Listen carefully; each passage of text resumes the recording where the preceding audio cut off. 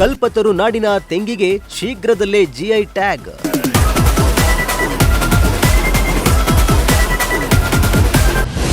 ಕರ್ನಾಟಕದ 4 ಉತ್ಪನ್ನಗಳಿಗೆ ಜಾಗತಿಕ ಮನ್ನಣೆಗೆ ಸಿದ್ಧತೆ.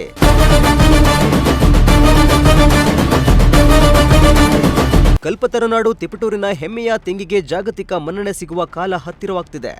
ಉತ್ತಮ ಗುಣಮಟ್ಟ ಹಾಗೂ ವಿಶಿಷ್ಟ ರುಚಿಗೆ ಹೆಸರುವಾಸಿಯಾಗಿರುವ ತುಮಕೂರು ಜಿಲ್ಲೆಯ ತಿಪಟೂರು ತೆಂಗು ಸೇರಿದಂತೆ ಕರ್ನಾಟಕದ 4 ಸಾಂಪ್ರದಾಯಿಕ ಉತ್ಪನ್ನಗಳಿಗೆ ಭೌಗೋಳಿಕ ಸೂಚ್ಯಾಂಕ ದೊರಕಿಸುವ ನಿಟ್ಟಿನಲ್ಲಿ ಕೃಷಿ ಮತ್ತು ಗ್ರಾಮೀಣ ಅಭಿವೃದ್ಧಿ ರಾಷ್ಟ್ರೀಯ ಬ್ಯಾಂಕ್ ಅಂದರೆ ನಬಾರ್ಡ್ ಮಹತ್ವದ ಹೆಜ್ಜೆ ಇಟ್ಟಿದೆ.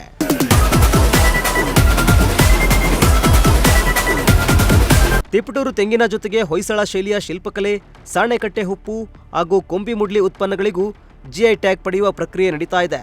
ಪ್ರಸ್ತುತ ದೇಶದಲ್ಲಿ 822 ಜಿಐ ನೋಂದಾಯಿತ ಉತ್ಪನ್ನಗಳಿದ್ದು ಅವುಗಳಲ್ಲಿ 51 ಉತ್ಪನ್ನಗಳು ಕರ್ನಾಟಕದವು. ಈ 4 ಉತ್ಪನ್ನಗಳು ಸೇರ್ಪಡೆಯಾದರೆ ರಾಜ್ಯದ ಹೆಗ್ಗಳಿಕೆ ಮತ್ತಷ್ಟು ಹೆಚ್ಚಾಗಲಿದೆ.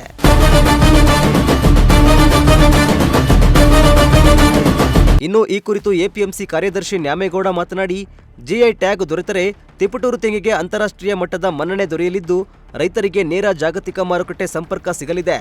ಮಧ್ಯವರ್ತಿಗಳ ಹಾವಳಿ ಕಡಿಮೆಯಾಗಿ ಉತ್ತಮ ಬೆಲೆ ದೊರೆಯಲಿದ್ದು ಸ್ಥಳೀಯ ಉತ್ಪಾದಕರ ಆದಾಯ ಹೆಚ್ಚಾಗಲಿದೆ ಎಂದು ವಿಶ್ವಾಸ ವ್ಯಕ್ತಪಡಿಸಿದರು.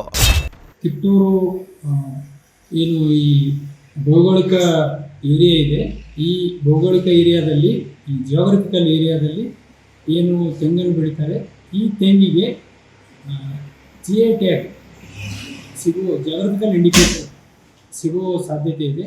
ಮುಖ್ಯವಾಗಿ ನಾವು ಮೊದಲು ಇದನ್ನು ತಿಪಟೂರು ಕೊಬ್ಬರಿಗೆ ಜಿಐ ಟ್ಯಾಗ್ ತೆಗೆದುಕೊಳ್ಬೇಕಂತೇಳಿ ಪ್ಲ್ಯಾನ್ ಮಾಡಿ ಎಲ್ಲ ರೈತರು ಮತ್ತು ಹಾರ್ಟಿಕಲ್ಚರ್ ಡಿಪಾರ್ಟ್ಮೆಂಟ್ ಅವರು, ನಮ್ಮ ಮಾನ್ಯ ಶಾಸಕರು ಎಲ್ಲರ ಜೊತೆ ಸೇರಿಕೊಂಡು ಅದು ಪ್ಲ್ಯಾನ್ ಮಾಡಿ ತಿಪಟೂರು ಕೊಬ್ಬರಿಗೆ ಅಂತೇಳಿ ಪ್ರಪೋಸ್ ಮಾಡಿದ್ವಿ.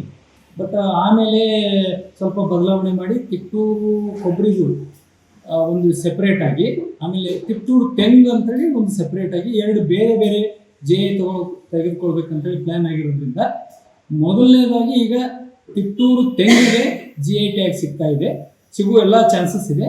ಇದಾದಮೇಲೆ ನೆಕ್ಸ್ಟ್ ಇಯರ್ಗೆ ತಿಪಟೂರು ಕೊಬ್ಬರಿಗೆ ಜಿಐ ಟ್ಯಾಗ್ ಬರ್ತದೆ.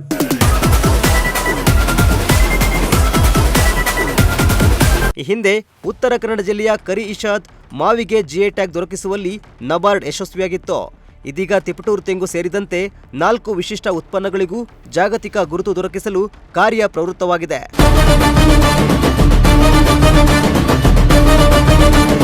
ಕಿರಣ್, ಪ್ರಜಾಶಕ್ತಿ ಟಿವಿ, ತಿಪಟೂರು.